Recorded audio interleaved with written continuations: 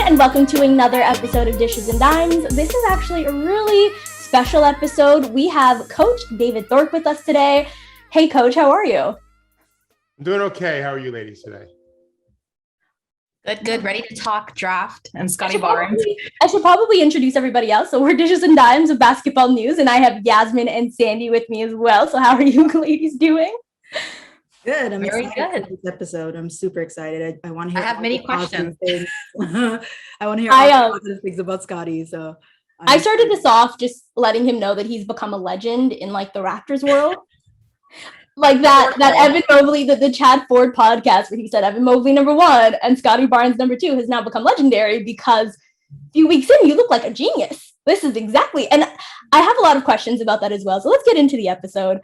Okay. So to start, of the draft picks, the faces that stood out to you, just watching the NCAA season, who has, like, of those people, who has transitioned the best into the NBA season? And did things pan out as you would have thought with these people that have stood out to you from college basketball? So I think it's probably important first to start off saying that my perspective is always really long-term, which really doesn't work great for the draft because all of you, the media and fans in general, you're looking for something so immediate. But I'll remind you that Giannis Antetokounmpo won his first MVP award in his 6th season. His second was in his 7th season. He won the title in his 8th season. And that's really what we expect from the best players. It's so rare to have a truly transformative player in terms of how he impacts wins when they're young. Luka Doncic, and I don't know if there's someone else, in terms of affecting wins, not looking great. Anthony Edwards was amazing last night. They lost. He had 46 points, or 48, they lost. LaMelo Ball, the Hornets are better when he's off the court, but he's incredible and super talented and fills the stat sheet with offensive numbers and rebounds. But this is a two-sided game, and it's really hard to play defense. And it's very hard to understand how to play with 4 others, especially when rotations are constantly changing due to injury and foul trouble, trying new players and so forth and so on. So all that being said, I'm certainly not surprised at how Mobley and Barnes are playing, because going into this draft, when I evaluated the players, in my mind, as someone who's been working with players on skill development since the early 90s, I kind of invented the business of player development for money for guys that weren't on your team. You're coaching, helping players from lots of other teams. I started out doing high school kids and middle school kids in 1993 when I'm certain none of you were born yet or barely born. I was doing that with high school players. So what I think is it's harder to teach a player how to play than it is to teach them the skills they need to be successful at a very high level. Barnes and Mobley had an incredible feel for the game and IQ, not in terms of necessarily understanding the nomenclature and the names of the actions and so forth that the NBA teams might run, but in terms of just like a regular intelligence IQ test, there are people that can just figure stuff out, and those guys figure stuff out the way Mozart probably could jump on a piano right away. It's a very special gift, and both of them had it, I thought, on tape. Well, so now they have to work on their skill game. I just think that's easier. Whereas you take a player like Jalen Green, who very clearly has elite level athleticism for the NBA at his position. His length and size for the position is great, not elite level, but great. And his skill game is very advanced for someone that age. But he has no idea what he's doing on a basketball court when you're looking at winning games.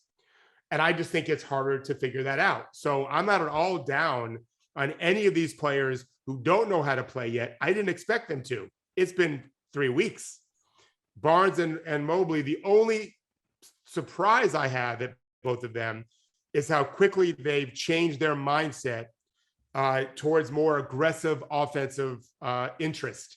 Neither of them, I thought, were that offensively minded when they were college players. Remember, I saw all of Scottie's games because my son's on the team, so I didn't miss 1 second of his.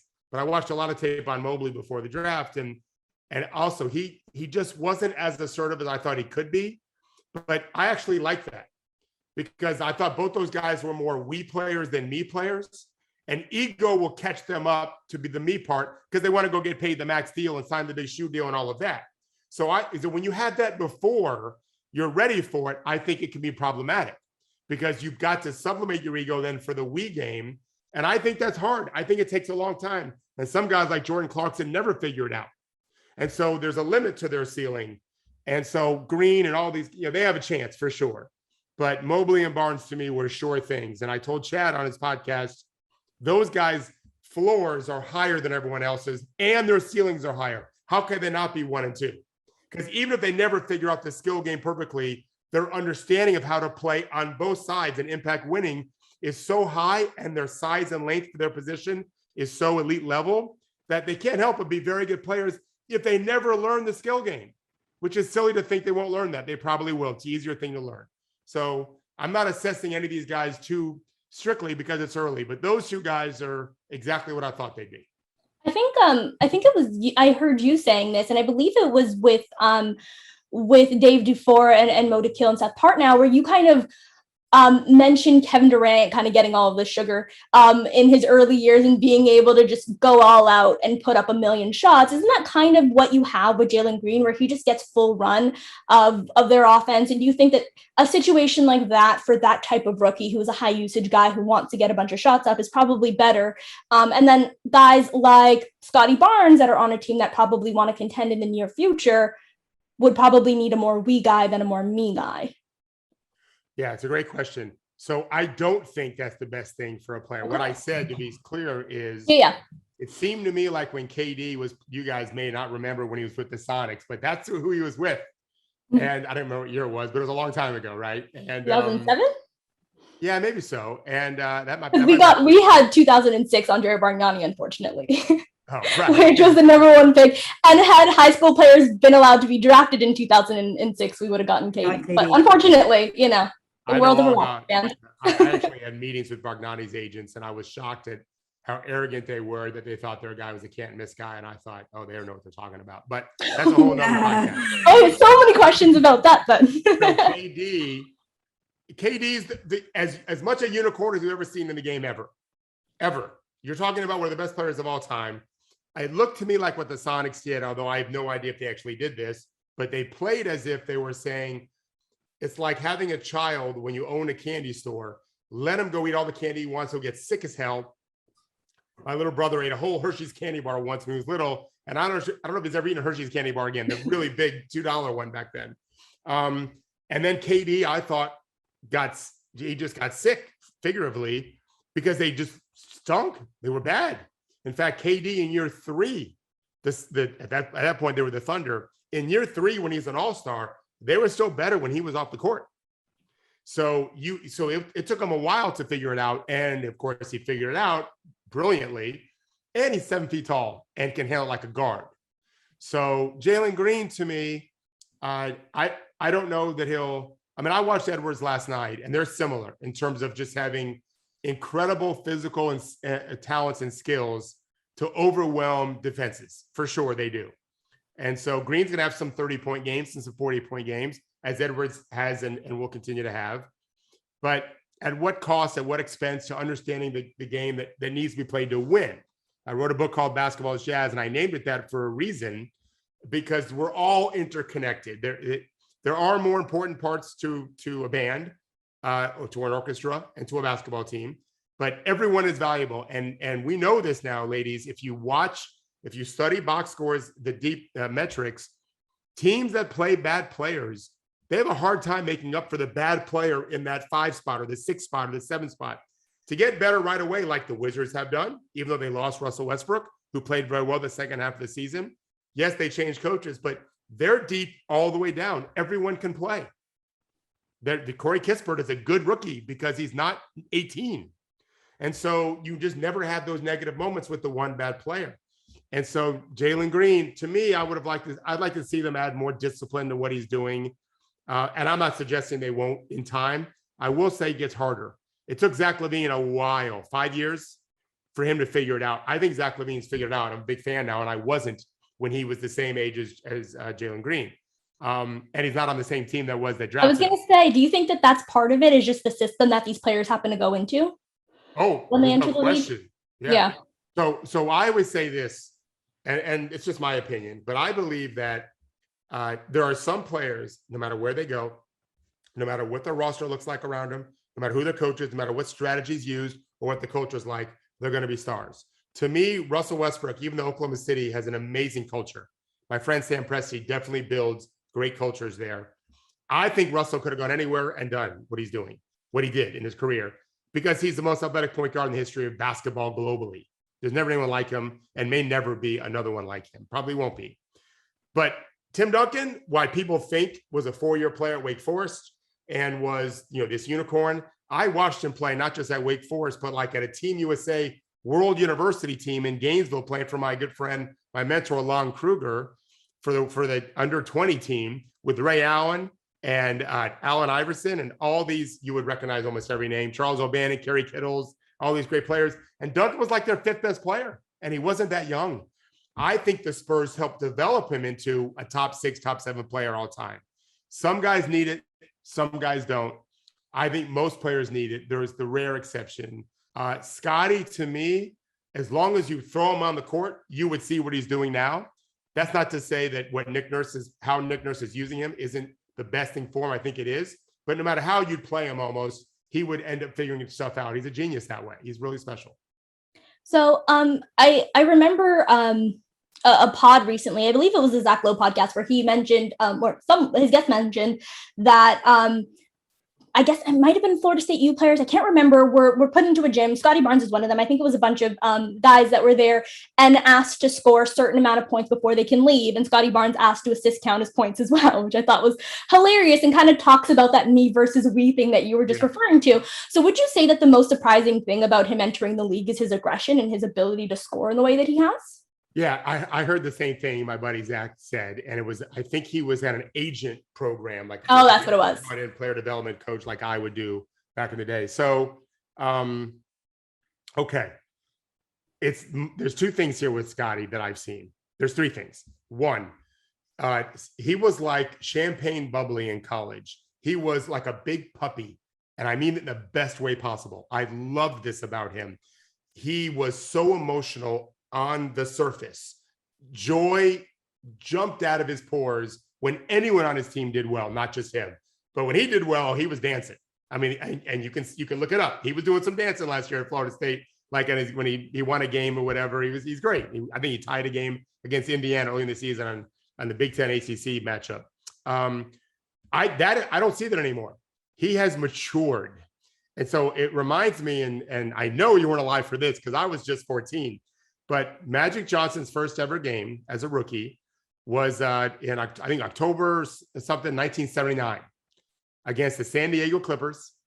And Kareem hit a famous 18-foot skyhook to win the game. I was watching on tape delay back then. It wasn't live. I lived in Florida. They played games on tape delay starting 11:30 East Coast time. But I love the Lakers for different reasons. I didn't love Magic until after this game.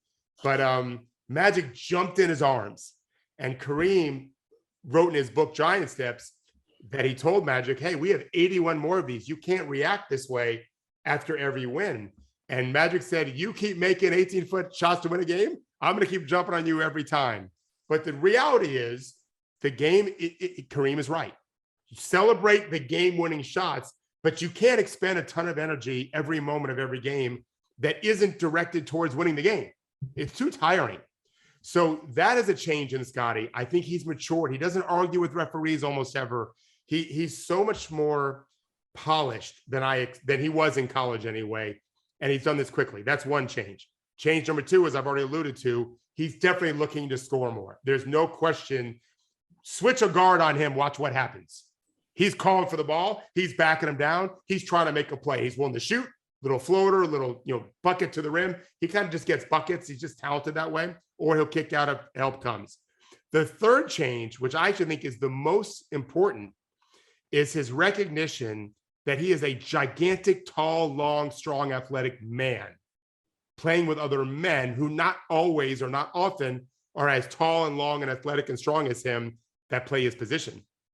And so what does that mean? It means he's constantly around the rim. I have clients in the NBA that are 7 feet tall, and I swear, I promise you, early this season, after week 1, I showed this player Scottie Barnes tape. And I said, look how Scotty's always around the front of the rim like he's Embiid, who doesn't have skill.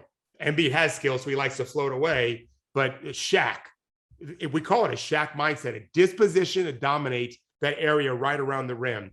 Scotty has that and never showed that in college, in my opinion, ever. And when he did hang around the rim, he wasn't a great finisher. He slowed down, which I'm not surprised at. The game does go very slow for him, and Mobley too.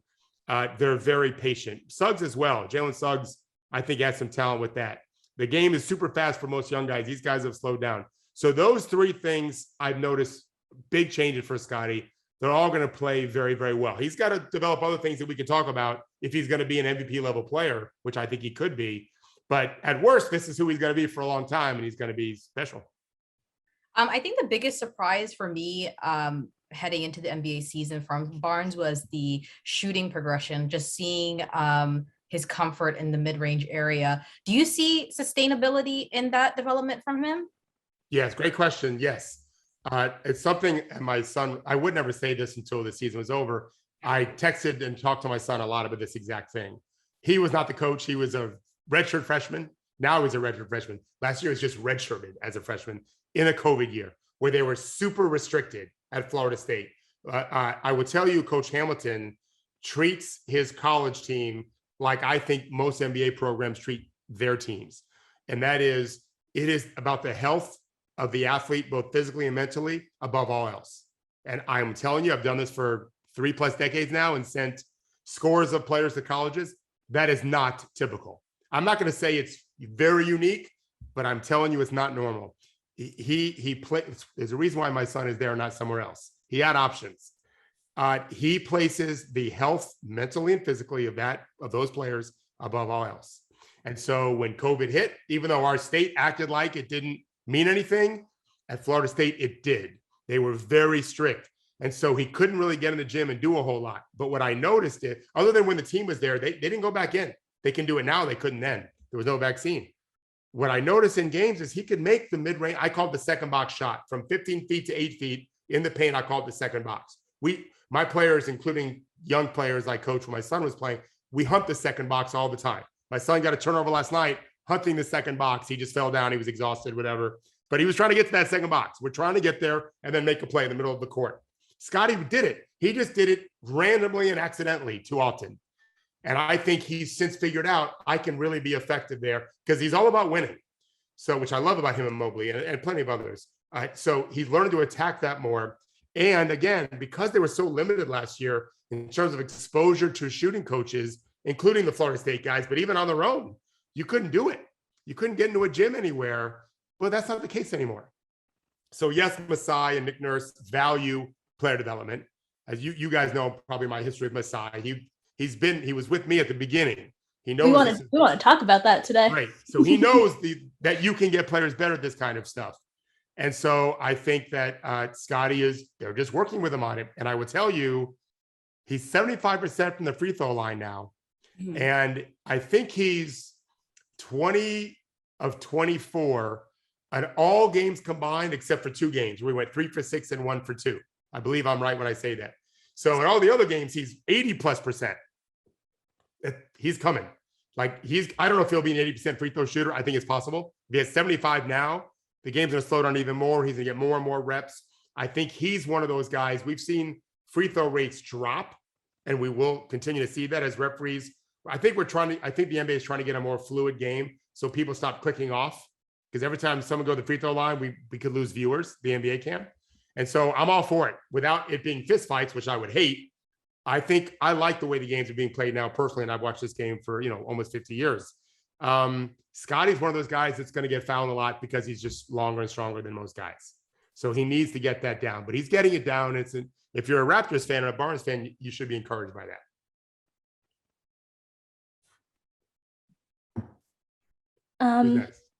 do you have, okay, so I guess you talked about the refereeing kind of changing a little bit in the flow of the game this year, which I did want to get into, but you also at the top of the call mentioned Scottie at the 5. And I wanted to talk, you said you like the way that Nick Nurse has been using Scottie Barnes. And I want to talk about that specific lineup where we got to see the Raptors kind of play what I think all of us have kind of been waiting for all year, finally with Siakam healthy. What did you think about that lineup out there and how Scottie can be used moving forward with the Raptors in that Pascal Siakam, OG Anunoby, Scottie Barnes trio of big men? Yeah, I love it. First of all, I don't like what Nick Nurse has done. I love what Nick Nurse has done. And I've said this before. I said it 2 years ago. I wrote this at our website, True Hoop. You've got your Greg Popovich. Like, he should be there 25 years. He's really a special coach and a great man for the game. That lineup in particular, I like just fine. And maybe it's a closing lineup, but I do think that I compare Scottie, and I wrote this in an article last year. Scottie's got a lot of Giannis in him. I don't mean he plays like Giannis necessarily. Giannis is as unicorn as you get, but he can be very similar in that he can really impact the game on both ends and not be a shooter. Like, he's not Steph Curry. He'll never be Steph Curry, probably ever. No one will ever be. So Curry can really change the game because of that. Damian Lillard, back when he was shooting well, because of that. I don't think that's ever going to be Scottie's game or Giannis's game. But we can't argue. We saw what Giannis did in the postseason. Right. But he also has Brook Lopez on his team, who has become a very good rim protector. So I think the Raptors need not only go quote unquote small, but I do think they're playing with the idea, and they've got the Banton kid too, where they can go 6'8" across the board, right, and be basketball players. And I wrote this years ago that I think we're going to see teams go super small, that just rugged, physical Luke Dort types, and they'll get killed on the glass, but you'll have a tough time guarding them too, not for the whole game. And then I thought there'll be teams that find 5 guys, 6'8", 6'9", and bigger, that can do everything on the court, guard every position. And the Raptors are doing the latter. They're playing with that a little bit, or they'll play 4 guys around Freddie, which is fine too. And he's not a defensive liability, that's for sure. So yeah, I think it's smart for Coach Nurse to do a lot of those things. And this is the year to experiment. And Siakam is healthy, quote unquote. He isn't back. Yeah, he's missing, and you guys know that. Yeah. So when he does find it, I think they'll make a good surge, because he's a big difference maker. Do you think that there's going to be a bit of a learning curve with this particular style of play? Because I've noticed that the Raptors, the last couple games that we've seen this iteration of the rotation, they've had some issues with the defensive rotation. It seems like they're a little bit out of sorts, getting killed on the glass, yeah, but also having issues with closing out to the corner shooters, boxing out. They're getting backdoored a lot. Do you think it's going to require, because everyone on the court at all times is an individually very talented defensive player, but do you think it's going to take some time for them to find that what's the word, like that singularity between themselves? Cohesion, almost. Chemistry. The connection. Yeah, the chemistry, the defensive chemistry, really. Right. The connection. We always say on defense, everyone's kind of. Did y'all play at all? No, soccer. Any of you play basketball? Little bit, but not in anywhere well. Okay. Because so in coaching, we talk about defensively. This is a Bobby Knight thing from the 1970s, maybe Hubie Brown before that, the 60s, and Chuck Daly too. You're kind of all tied to a string, a relatively short string. And so as one moves, everyone moves. That's the idea. Obviously, there's exceptions, but generally speaking, you're moving together. Jerry Tarkanian had a famous defense called the amoeba defense, where he played a 5-man zone, everyone kind of moving together, but that's really how most defenses work. And so I think that the key to any defense, to your point, Yasmin, the key is everyone has to know their job on every possession based on personnel packages that we have on the court and they have on the court. All right. And that's the same thing for football, by the way. It's the same thing for every pitch in a baseball game. My son was a high-level baseball player before he switched to basketball, so I was very involved. You have to be thinking through every possible at-bat consequence. Pass ball, wild pitch, pop fly territory, pop fly foul territory, every grounder. You have to think of every possible thing you'll do with a man on base. All that's got to go through your head. And everyone should be thinking the same thing, so they're in tune. And when you see mistakes happen, it's normally a decision mistake. remember that Hubie Brown teaches, I think, the single most valuable jewel to understand the NBA game that there is, which is we set screens for one reason. This is in my book, to make defenders think. It's a very brilliant, nuanced point. You set screens to make defenders think, because now they've got to go through just what I described in baseball. And you could say the same thing with football, and every play where everyone lines up defensively is the entire game. Tackling is important, but you first have to line up right or you're dead. And quarterbacks like Tom Brady, especially in college where you have a lot of very immature, not very smart football players, they make gigantic mistakes lining up. And then the quarterback takes advantage of it. In basketball, we always yell starting position. How you start every possession is huge. But once those screens are set, or in some cases a cut or a dribble drive where a guy beats his man off the dribble, now it's 5-on-4, or maybe it's 4-on-3 because he beat a trap. Or, like a short roll. Now it's 4-on-3, the short roll. So two guys blitz Freddie hits Barnes rolling to 15 feet in the middle, and now it's 4-on-3. So now that defense has to figure out who does what where, and they have to know ahead of time what they're supposed to do. So to answer your question, yeah, it's going to get better in time, because this is really hard. This is the best league in the world with the best players, and they're super fast and strong and skilled. And you play so often, you can't really just lock in on any one opponent, because by the time you really get it, you're already done with the game. You're on to the next game, which might come the next night. And you might have to fly first for 3 hours. So it takes some time for everyone, especially these new guys and these inexperienced guys like Banton and Barnes, of course, to understand instinctively. Remember, instincts aren't what we're born with. We think they are. But my twins are 20 now, but I promise you, their instinct was to touch fire and to run on the road. No, we had to teach them a new instinct, was not to touch fire and don't eat that candy and don't run across the road. So you have to learn those instincts. And so that's what this game is. And because we rarely practice in the NBA, they have to learn it in games. That's their practice. And that's why I love Coach Nurse experimenting. It's all reference points for the future. And I'm not saying he's tanking, and I'm not saying he's saying we can't make the playoffs this year. I don't think either is the case. But if you don't do these things now, you are lowering their ceiling later, and that would be a big mistake. Yeah, I think Nick Nurse is kind of cemented the fact that he does that. I think Raptor fans have kind of just understood. There were times where we were like, why are you guys playing Serge Ibaka and Marc Gasol together? The playoffs come, you go up against Joel Embiid and that team, and you're like, okay, yeah, I see it. So that completely makes sense. Now, are there any rookies that you've been surprised by? Yeah. Let me think a bit. There's been a few. Any that maybe have fallen out of, that weren't a lottery pick, that maybe has surprised you the most? Well, let me go back a little bit. So Josh Giddey, even though he's a disaster on defense right now, I liked him. I had him in my top 12. I don't remember where I had him, but I had him in my top 12. He's pretty good. Yeah. He's a pretty good player. I like Sengun. I had him in my top 12 for Houston. No, I mean, I'm supposed to be good at this. I'm supposed to not be surprised. I'm supposed to really study. And the guys at Synergy would tell you I do. I mean, Scotty's impressed me with both he and Mobley have surprised me that their mindset has changed so dramatically so fast.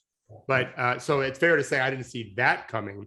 I don't know that I saw. Was Scotty this strong in college? As someone who hasn't watched college basketball, I just remember the other day, he stripped the ball directly from Kevin Durant's hands. He just yanked that and said, it's mine now. Was he this strong? He just looks very big for a rookie in my head. He does, doesn't he? And no, he was not that strong. Again, it's partly college. I just don't think they focus on getting strong. The better basketball programs anyway. And I mean that as a compliment. Like, I've coached players that played at Duke and went to the NBA, and those guys don't lift weights at all. Didn't for many years. Maybe they do now. I know Florida State lifted for sure, but because of COVID, and it's not fair, I didn't ever know deeply what they're doing until my son got there, and it was a COVID year in year one. I think they're lifting weights more now than they were last year. Again, they were so restricted in what they were doing last year. But Scotty's been off since, he was going pro, and whenever they got eliminated, April, maybe March, he's been with trainers since then. Not guys like me for basketball, strength trainers. He's powerful. he's a big dude for 20. Yeah. And that is not something that, and I don't like guys gaining weight. I think that's problematic. I'm not friendly with Scott. I never met him because I never went up there during the season and met the team. I only met with my son once in a hotel room for one night. That was it. Because we were so afraid to bring the virus to the team and have them lose the season. So if I knew him, I would say, don't gain too much weight. I think that ends up being problematic for your skeletal system and your muscles. I think right now he looks fine and normal. Mobley is in a similar boat. They've got to get stronger without really adding too much weight, I think, and they'll be healthier for it. So speaking of rookies that have surprised, but I don't know if this is even as much of a surprise because I feel like we've been familiar with his game at the college level, but how does a guy like Delano end up so low in the second round? I'm going to answer that, but I just remembered one player that surprised me. Franz Wagner from Michigan. I loved him, except when he beat Florida State, because he really killed Florida State. I loved him then as a prospect. And then I watched my film and I just didn't like him. I did not have my top 12. I thought he was soft. I just thought he did not make as many tough plays as what our league demands. And I was wrong. I love his game. He has been aggressive. Talk about mindset. He is trying to dunk on dudes and attacking dudes. Defensively, I think he's been I knew he had a chance to be a good defender, and that was his brand. But I just didn't see it toughness-wise. I see it in the NBA. Orlando, he's probably been he's been a pleasant surprise more so than Jalen Suggs. Right. He's not even starting point guard. Cole Anthony, who I love, is starting point guard. Excuse me. I don't remember, studying Banton. I watched him on film as a Raptor. The league can be a little bit biased towards non-athletes. And they're a little biased when they don't know your position. Scotty, I don't know how far Scotty falls if Masai didn't take him before. Maybe I know That's a Orlando good question. loved I Barnes. wonder that too. Yeah, I know Orlando loved him. So if I was guessing, I would tell you Orlando takes him. I talked to them. And I know they spent a lot of time in Florida State and talked to the coaches. He probably goes at 5. But I would tell you there were people concerned about him, like there are every year in the draft, when you're not sure about position. That is being mitigated more recently because we're trying to play more positionless basketball anyway. Right. 10 years ago, Scotty would not go top 5 because he wasn't really a point guard and he wasn't really anything. He was just a basketball player. And I think back then, I remember this very well because I was, that was in the heart of when I was doing a ton of work with NBA players. They wanted you to be prototypical size for one position. Right. And so maybe Banton, is he really a 1? He doesn't seem like a great athlete to me. He's fine as an athlete, but we're comparing him to Russ Westbrook at that position. And so there's a lot. John Wall at his prime and Derrick Rose. And I don't think he shoots it well, does he? No, he's not a shooter. No. Not a So shooter. there you go. He has a bit of a floater. That's about it. Yeah, not a real shake and bake guy. No. Not a great athlete and not a great shooter. Not even maybe a good shooter. 6'9", However, handle the ball, guys. I think he dribbles it fine. Yeah. I think he dribbles it fine, but he's not a shake and bake guy yet. No, not yet. He manages to get into the paint though. That's one thing. How often are guys with that kind of length shake and bake guys? Like in my head, I just imagine a Kyrie Irving build, a smaller guard. How often do we get? I guess because big men haven't really been trained to. I guess like traditionally big men wouldn't be handling the ball. That's not a skill set that has been imparted on them or like trained. So maybe that's something that we see down the line. But yeah, that's interesting. Well, we're starting to see it some now. Yeah. Joakim Noah could be the facilitator of an offense, but he wasn't a shake and bake guy. Yeah. If I asked you, all 3 of you love the NBA, we would have no problem naming those guys because they're the best players in the world. There's Kawhi Leonard, Kevin Durant, Paul George. That's very true. That is true. When asked the question, what does Scotty have to do next? That's my answer. Well, to go from where he is projected to go just right now without ever any improvement, but to get to that next level, you've got to be an elite ball handler like those guys. Right. Then comes the shooting. And if you can do it together, great. But that unlocks a whole nother part of your game. So to me, Banton does have a nice little change of speed surge that he can use. He used one, I think it was last night. They called a block. I thought it was a charge, but he did attack the rim and they called a block. That was a quick move he made. He's got to get much better. He's got to get much more elusive with the ball. So does Scotty. Paul George, Kevin Durant, these guys, Kawhi, these guys can do whatever they can go, wherever they want to go, and just like they're a little guard. Evan Mobley is a very good ball handler for a guy that's 7 feet. Speaking of Evan Mobley, how do you? I was a little low on the Cavs acquiring him because I had that question of how he'd look with Jared Allen, but now I feel so stupid because they look amazing right now. Yeah. I loved it. Yeah, I thought he was the best player in the draft, but I don't think he was the best player. I thought he was the best prospect. And I'll be honest with you, you seem like very nice people. I'll tell you the truth. I can't really say that I liked Mobley more than Barnes. I had to do it because I'd be seen too biased. Right. Florida State. Meanwhile, just to be fair, I went to Florida. My mom went to Florida. I have 2 brothers with a medical degree and 2 bachelor's degrees from Florida. My sister went to Florida.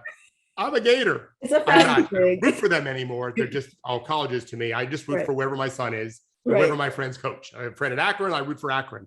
I have a friend who's an AD in New Mexico. I root for New Mexico. I root for my friends now. But people would hear me put Scotty number 1, and I think they would have thought, Thorpe's just being biased towards his Florida guys. And I thought it was a coin flip. To be fair, I mean, I absolutely loved Mobley, and I would never stretch the truth of how I felt about a player. It was really a coin flip to me.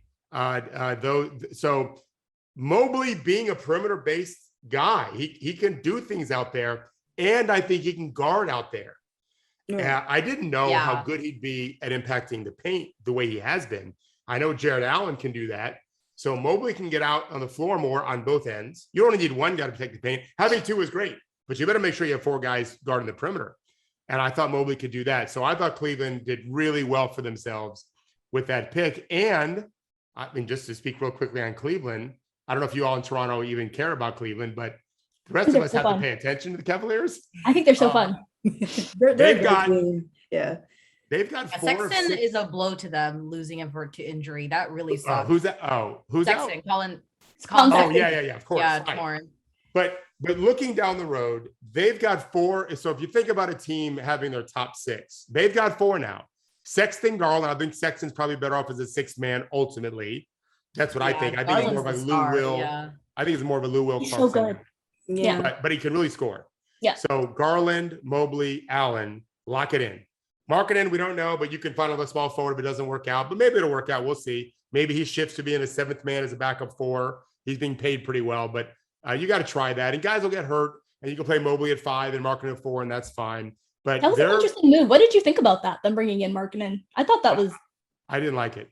Yeah, neither did I. I didn't understand. I still don't quite understand it. I watched him play the 3, and I'm like, so this was the plan. Okay. Yeah. If they think, I mean, I will tell you this: it is one of my least favorite things about executives when they think they can convert a clear 4-5 into a 3, but they all want to do it. It is very sexy in that sense. It's very attractive thing. I can take this gigantic tall man and move him to small forward.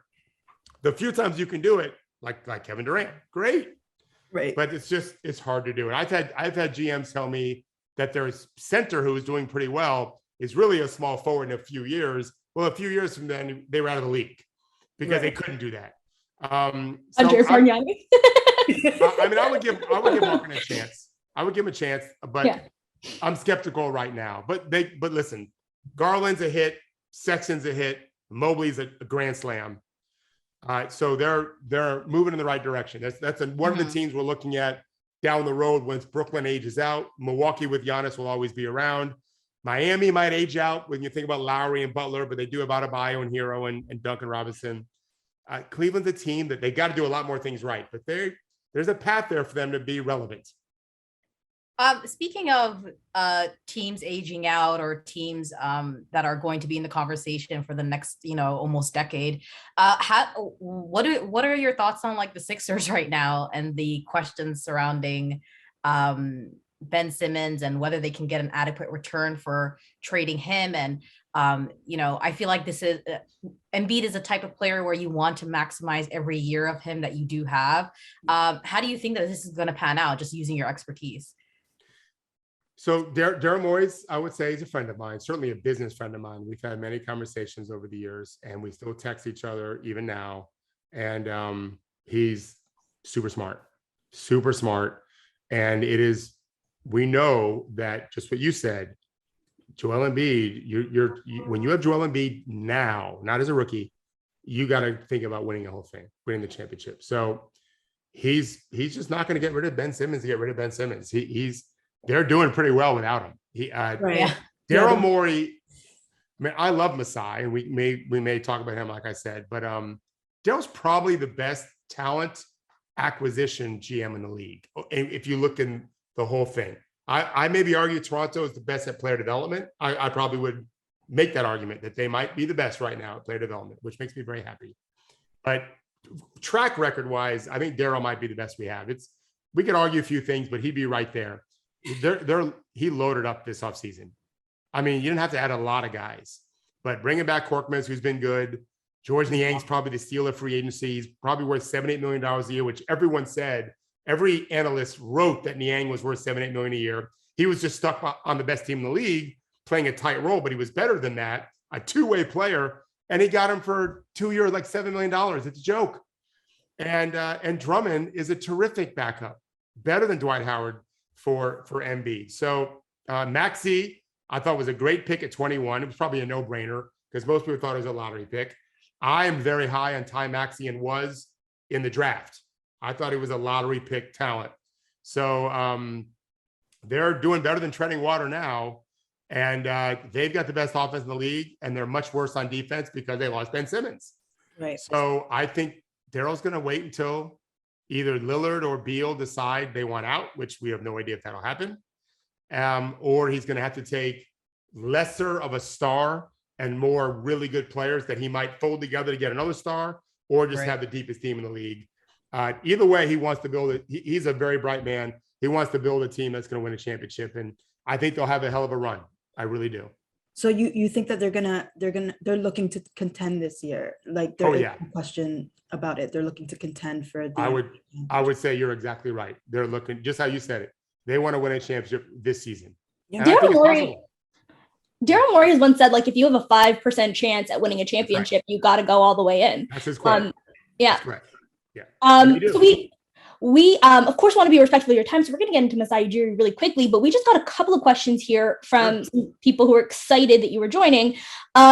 So one I think is just fairly a broad question, but Siakam Spin asks, what is Scotty Barnes' ceiling in your estimation? A good question. So I think there is some number of a percent that he could be the MVP of the league. I don't think it's 20%. That's the number? 100? Yeah. Well, let's put it this way. Cole Anthony's never going to be the MVP of the league, and I like Cole Anthony. 98% of the players in the league will never be MVPs. Yeah. So we're already putting him in very rarefied air. I am putting him in very rarefied air when I tell you that as Giannis has been a 2-time MVP, Scotty has that kind of ceiling to be that kind of transformational player. I think, unlike Giannis, Scotty needs to improve his three-point shooting. Giannis didn't. Scotty isn't 7 feet tall. Yeah. And he's got some other things, though, pretty similar to Giannis. And it'll be a little bit different, too. So I think that's possible. But first team all-league, second team all-league, MVP of any playoff series he plays in as it gets older, not probably as a rookie. Those are all in his future. 10-time all-star. Like there's Magic Johnson, Scottie Pippen in him all over the place, guys, girls, all over the place. My heart, be still. That's just, I mean, and that isn't coming from my eyes. Mm-hmm. That's what Leonard Hamilton told me when my son took his official visit to Florida State before Scotty ever stepped foot on campus as a student. He told us, my wife and my son and myself, he's Scottie Pippen, Magic Johnson, to which I thought, now you're being ridiculous. And I thought he was ridiculous in a good way. I didn't see Magic Johnson last year. Magic's my favorite player of all time. So I know his game pretty darn well. That is not who I saw last year. I understood where he was coming from. I didn't see it. And even though this year he's not getting many assists because of the way he's being played, he's basically a center. He can bring the ball up the floor and then he's dunk spot guy, cutting guy, whatever. I think I've seen magic in him. The way he guides players around. Like when Magic Johnson was running Team USA, Bobby Hurley Jr. told me this story. He was working with, if you know the story, they put together a group of college players, Jamal Mashburn, Bobby Hurley Jr., those guys, to go work out against Team USA. Chris Webber, was on that college team. In fact, they beat him in one game, although Coach K says it was all rigged. They wanted Team USA to lose to fire him up. The next day they won by 80 points. Bobby Hurley flew from that Team USA tryout or workout to a camp I was running, and we had to go get him from the airport and take him to lunch. We took him lunch on campus at 5-Star, and he told me the story that Chuck Daly just gave Magic Johnson the play, and then he orchestrated the 4 offensive teammates and the 5 defensive players. He just taught them all the play live, with his back to the ball, to the basket, doing it. Scottie has done that a few times, not 5 guys directing, but organizing some, throwing a guy to cut. There's another level chess player in his brain. And over time, he's going to figure that stuff out. And I also think he's toned down that joyous childlike personality that I saw in college that I fell in love with. And I think he was smart to do that. But it's in there. And unless someone breaks his heart, it's going to stay in there. And as he gets more comfortable being the man, or he doesn't care if he's the second best player on the team. And if he's your second best player, you're pretty damn good, especially over the years 2, 3, and 4. I think you're going to see that joyous person come out too, and he's going to become a superstar. Yeah. He's just so fun to watch. Do the Raptors have the most joyous rotation front court there with Pascal Siakam and Scottie Barnes? Is that just all smiles team? Not yet, not right now. It'll come. All right. So the another question that we have from Square Lasers is it better to have a length at the 2, 3, 4 positions with a nominal big body, or have a length at the 3, 4, 5 positions with a spot shooter at the 2? Yeah, I saw this question on Twitter. I don't know that I really understood it. So let me just answer this the best that I can. Yeah. I personally like lineups with, I call it the 80% rule, where 80% of my players are long and athletic at their position, and 80% are great shooters. Okay. People will say, well, that's ridiculous. Well, I'm not talking about height. I'm talking about length and athleticism and shooting. So when the Raptors are talking about that lineup, we talk about the 5 athletes that aren't centers. I don't like that for a whole game, but I like that, especially in fourth quarters. I think that can really play once people can shoot. So 4 of your 5 players need to be long and athletic, and 4 or 5 need to be able to shoot the ball. I think that is where our league is going. What our league's going to look like when I'm maybe close to death and just old, and you ladies are in your prime, is going to be a whole bunch of Scottie Barnes running around, especially if they widen or lengthen the court. That's just more advantageous to the long, athletic, tall guy. Right. And not the 7-footer necessarily. It helps. Mobley is really mobile. So that helps to be that tall and that mobile. The fluid hips that they can move. I worry less about height, because I think that has to do with head size, either big head or a neck size, which mine isn't so long. My son's is pretty long. I'd much rather look at wingspan, sleeve length, inseam. Those kind of things matter to me the most, because that affects you as an athlete more. Should they be measuring inseam at the combine? Yeah, I like the high-waisted guys tend to be more athletic. Yeah. The low-waisted guys tend to be less athletic. There's value to them. Zaza Pachulia was a very low-waisted guy. There was value, other than ruining the Spurs and Kawhi Leonard, he had a fine career. He brought Kawhi over to Alex McKechnie and the Toronto Raptors. So. I do think that not so much inseam as sleeve length. The wingspan is fine, but I don't care so much shoulder to shoulder. I have wide shoulders. That's fine, but my arms aren't super long. I wish they were longer. They're maybe 1 inch, 2 inches plus my size. So 6'2" wingspan. I'm 6 feet tall at my prime long ago. I think pure wingspan is. Sorry. Yeah. So I'm not a tailor. I must have just said the wrong thing. I meant leg span. I thought inseam was like inside of a pant leg. Like, should we be measuring how long people's legs are in the same way that we're measuring wingspan in the last? Yeah, no, you said it exactly right. Okay. I just wanted to make sure that was the correct terminology. I think that only goes to athleticism. In my experience, and this is not scientific, it's just my eyes, the higher waisted guys tend to be better athletes typically. That's what I've always seen. So you can see that by the time they enter college, you can see that if they're really long, they're probably going to be pretty bouncy. And if they're not pretty bouncy and they're pretty long, they've probably not been trained to do so, or they grew late and never even thought about being an athlete before. But I really do like sleeve length more so than wingspan. I think wingspan is less valuable than knowing just how long. You don't typically contest two hands like this. Normally it's one arm really high in the air. I think that's more valuable. Right. Okay. Yeah, because I was interested in the fact that they didn't do that, and I just watched Scottie take the court in 3 steps, and I'm like, wouldn't it be useful to know how long? Like, isn't this useful information? So we have a question from A is in the name. Okay, so it's a 2-parter. One is so Scottie has guarded some of the league stars already and has done a decent job on them. Which star matchup would be most intriguing for you to see? And then which one do you think would give him the most trouble? So is there it's the same answer. It's the same answer. I think I probably think the same thing Coach Nurse thinks, which is, can he guard Embiid and make it tough? Can he guard Jokic and make it tough? Nobody can guard those guys. Yeah. But can he make them less efficient than they would be otherwise? Because if the answer is yes, that's a gigantic problem solved. Draymond Green can guard almost any 5. He couldn't guard Cousins. Cousins just bullied him. He's this massive man that also has a disposition to dominate the paint sometimes. Yeah. DeMarcus was at his best. That's what he was doing. It wasn't just shooting threes.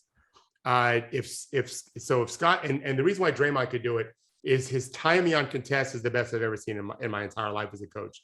He just contests so well and makes it tough to score. And I think he also has a very good standing reach, is my guess, because he does bother their shots. If Scottie can learn to guard massive 5s, so now they have to guard him on the other end, big. It's just a big asset for Nick Nurse to start playing with his X and O's. Like, I can play Scottie at the 5, just like the death lineup for the Warriors with Draymond.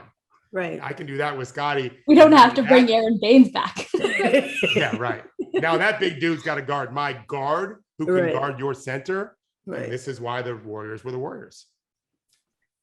All right. I think we're into the Masai Ujiri portion of this. If any, we can I feel like we can ask you a million other questions about basketball, but of course we want to respect the. You're going to have me on again. Time here. Have me on again, right? Yes. Of course. Also, yeah, we don't have to unload everything today. But you have a very unique relationship with Masai Ujiri and a very long time relationship with Masai Ujiri. Honestly, I think we're almost. I wonder if. Of course, I, want to give credit to Masai Ujiri for being where he's at, but I also want to give credit to you for Masai Ujiri for being where he's at, because we wouldn't have him if he didn't get his start in the way that he did. So can you speak to that a little bit? It's a very long-winded way of asking. You're being very sweet. I don't know that I definitely helped, but he could have been helped in many other ways. It just worked out. Basically, do y'all know how we met? Do you know that story, how we met initially? I've heard you tell it before, okay. But I don't want to bore anyone. Do you want me to tell it again? You're not. Yeah, for listeners who aren't familiar. Yeah, for sure. Yeah, of course. So basically, I was working with a young I've trained a lot of Nigerian guys. My first one, though, was a young man named Olumide Oyedeji. And Olumide he turned out to be a second-round pick for the Sonics, played a number of years in the NBA. This was in, I think, late 90s, maybe late 90s. And I went to go see him play in the Boston Summer League. Back then, Boston hosted a summer league. And so after one of the games, I was waiting for him to come out of the locker room, and they played at the UMass Boston campus. And right with the JFK Library. It's an amazing place. And this young guy came over to me with a British accent and had a kind of kid and play haircut. Nothing crazy, but he definitely had it up there a little bit. And throw it back, Masai. He just very gracious. Oh, everyone that's ever done an article about him has asked me for pictures, but this was before cell phones. I didn't take a selfie of this dude that came over to talk to me. He just very graciously introduced himself and said, I know you're Coach Thorpe. Olumide has said you've helped him so much in the pre-draft process and in the summer league games. And then he pointed up to the stands. I remember very well. And he said, those are my buddies. We're all Nigerian. And some of us play professionally overseas. I think he was playing in Britain at the time, but we're here supporting, our countryman, Olumide. So he gave me his business card. I gave him mine. Back then I carried him. And I never thought about it again, to be honest. I never thought about it again. I thought he was a very nice guy. I never thought about it again. And I want to say it was a year, or I could look it up. It was a year or two later. I got an email from him simply saying, Coach Thorpe, you met me with Olumide. Of course, I remember that. Once he said it, I'm retiring from basketball. I don't know what I can do, but I want to stay involved in basketball. what should I do? How can I get started? I live in Britain, which is not a hub for basketball. No. And I think within a month or two, the Final Four was going on in Atlanta. And I said, you should come to Atlanta. If you have to, you can stay in my room. But if you have friends, you can stay with them. He knew a lot of, he went to college in the States, so he knew some people. I'll introduce you to everyone I can. And we'll talk more and we'll get started. We do it all email. There was no texting. He didn't have a cell phone, ladies. That very first day, we coordinated where we're meeting. I remember like it was yesterday. He had shaved his head at that point. And I don't remember if he was bald, but I just know that big fade was gone. And I took him to dinner with Leonard Hamilton and the Florida State coaching staff. Mm-hmm. We went to dinner, and I had prepped him on talk about the players they can recruit, because colleges always want to recruit players. And we just formed a friendship right then. And then he started sending Nigerian players to me to work with, very good players, mostly European, some were in college still. And we just got to be friendly. And I don't want to go into how I kind of hooked him up with the magic and everything. The bottom line is his charisma and charm and just interest in doing all the work that needed to be done is what got him his start. And and the rest is history. He's obviously done very well for himself. That's amazing. Yeah.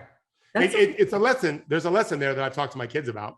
In fact, Masai, that weekend in Atlanta, I loaned him my cell phone. Yeah, I was going to say, wasn't a lot of this business done with your phone as well? It was crazy. I was getting phone calls from Gino Arenema, whatever his name is, from Connecticut. He knew girls that could play too. All these coaches were calling me. And I think they were surprised when they heard just a regular American accent on the phone.